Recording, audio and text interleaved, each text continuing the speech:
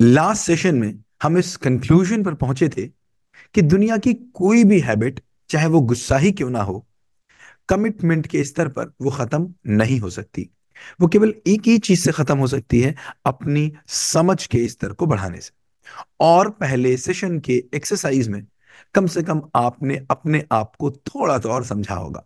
हर एक डायमेंशन पर आपने अपनी आदतों का विश्लेषण किया होगा, अपनी आदतें आपने लिखी होंगी कि आपको क्या अच्छा लगता है, कहां पर आपको क्या पसंद है, और अपने आप की पसंद कम से कम आप जान गए होंगे। अगर एक्सरसाइज आपने नहीं की तो आगे एक्सरसाइज आपको बहुत काम आने वाली नहीं है। फिर रुकिए, इस वीडियो को रोकिए और वो एक्सरसाइज पूरी कर लीजिए। अब देखते हैं हमको समझ में क्या आया। हम जितनी चीजें पसंद हैं, अगर उतनी ही चीजें हमारे बचपन से लेकर के आज तक हमारे साथ हुई हों, और आज से लेकर के आगे तक अगर यही यही चीजें हमारे साथ होती रहें, तो सोचो कि आपको कभी गुस्सा आएगा? कभी नहीं आएगा। जो भी आपको पसंद है हमेशा आपके साथ वैसा ही हो रहा है। लेकिन आपको एक चीज यहां पर समझनी पड़ेगी कि आप कभी भी अकेले नहीं होते। जब भी आपको गुस्सा आती है तो कम से कम दो लोग होते हैं, या तो कोई परिस्थिति, या तो कोई व्यक्ति। या तो परिस्थिति वैसी नहीं है जैसी आपको चाहिए थी, या तो व्यक्ति ने वैसा नहीं किया जैसा आपको चाहिए था। तो अभी परिस्थिति को किनारे रखते हैं, केवल व्यक्ति वाली चीज को ले लेते हैं। सो अब आपकी जितनी हैबिट्स हैं आपने जो लिखी हैं, मुझे बताइए क्या दुनिया में कोई भी ऐसा होगा जिसकी हैबिट्स बिल्कुल वैसी ही होंगी? बिल्कुल नहीं। तो इसका मतलब जो सामने वाला है, अगर वो अपनी सारी हैबिट्स को लिखे तो उसकी भी सारी हैबिट्स होंगी, लेकिन वो सारी की सारी हैबिट्स हमसे अलग होंगी। 90%, 50%, 40% अलग होंगी। इसका मतलब जब हम दोनों लोग साथ हैं और एक ही परिस्थिति में वो किसी और चीज को अच्छा मान रहा है, मैं किसी और चीज को अच्छा मान रहा हूं। क्यों? क्योंकि मेरी अपब्रिंगिंग वैसी है और उसकी अपब्रिंगिंग किसी और तरीके की। अब मुझे बताइए, सिचुएशन तो एक है, उसी सिचुएशन में आप दो लोग हैं, वो चाहता है कि ए हो जाए, आप चाहते हो कि बी हो जाए। अगर वो बी हो गया तो आप खुश, ए हो गया तो वो खुश। क्या ऐसा हो सकता है कि दोनों के लिए सिचुएशन अलग अलग हो जाए? नहीं हो सकता।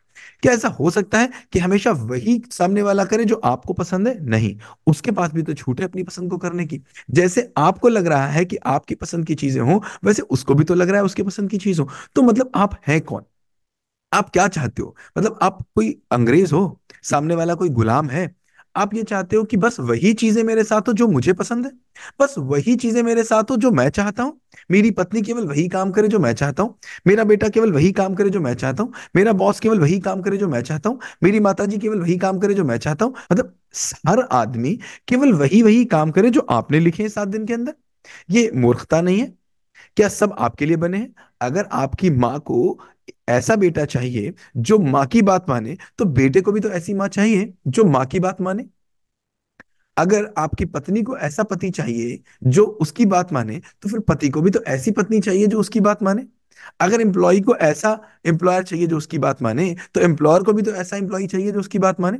तो ये जिंदगी मध्यस्थता से चलती है, ना इस एंड से और ना उस एंड से। अभी तक आप क्या करते आए हो? केवल अपने आप को आपने सही माना है, केवल अपने पैमाने को सही माना है। जैसे मैंने दुनिया को देखा है वो सही, जो मैं जानता हूं वो सही, जो मैं मानता हूं सही। पूरी दुनिया बस वही करे जो मैं मानता हूं, पूरी दुनिया बस वही करे जो मैं जानता हूं, तो मैं खुश रहूंगा, वरना मैं नाराज रहूंगा। तो क्या पूरी दुनिया आपको खुश करने के लिए बनी है? क्या ब्रह्मांड, ये जो पूरा ब्रह्म ने बनाया है, केवल इसलिए बनाया है कि वो तुमको खुश रखे? ऐसा नहीं हो सकता। ये हमको समझना पड़ेगा। तो अगली एक्सरसाइज है, आपको अपने लाइफ की वो मेजर 10, 20, 30, 40 घटनाएं लिखनी है, जिन घटनाओं पर या तो आप एक्सट्रीमली हैप्पी हुए थे, या तो उस घटनाओं पर आप एक्सट्रीमली सैड हुए थे। कम से कम 21 तो लिखनी ही है। नहीं तो जितनी ज्यादा लिख सके, और शांत बैठ के लिखिएगा जब आपको कोई डिस्टर्ब ना करे। पहली वो जिस समय बहुत खुश हुए थे, वो कोई परिस्थिति हो, वो कोई व्यक्ति हो, उसने कुछ ऐसा कर दिया कि आप बहुत खुश हो गए, या फिर कुछ ऐसा हो गया जब आपको बहुत गुस्सा आई, बहुत बुरा लगा कि मतलब क्या कर डालें, बल्ब फोड़ दें, टीवी फोड़ दें, मोबाइल फोड़ दें, अपना सर फोड़ लें। ऐसी घटनाएं, इनको डिटेल में लिखिए और लिखिएगा जरूर। इनको लिखने के बाद I will tell you one more exercise, और आप देखोगे कैसे आपका गुस्सा छू मंतर हो जाता है इस समझ के स्तर से। बाकी आप चाहे जो कर लो, कमिटमेंट ले लो, मुझे गुस्सा नहीं कर लेना है। गुस्सा आएगी और फिर तो यही अच्छा है कि आप गुस्सा निकाल दीजिए, क्योंकि अगर गुस्सा आपने निकाल दी तो शुरू में हो सकता है आप पेन तोड़ोगे, और अगर गुस्सा गुस्सा आप रखते रहे तो एक दिन ऐसा आएगा कि आप किसी का गला काटोगे। तो गला काटने वाला जिसने आज किसी का गला काटा, उसने बहुत ढेर सारी छोटी छोटी चीजें, गुस्साएं अपने अंदर दबा के रखी थी।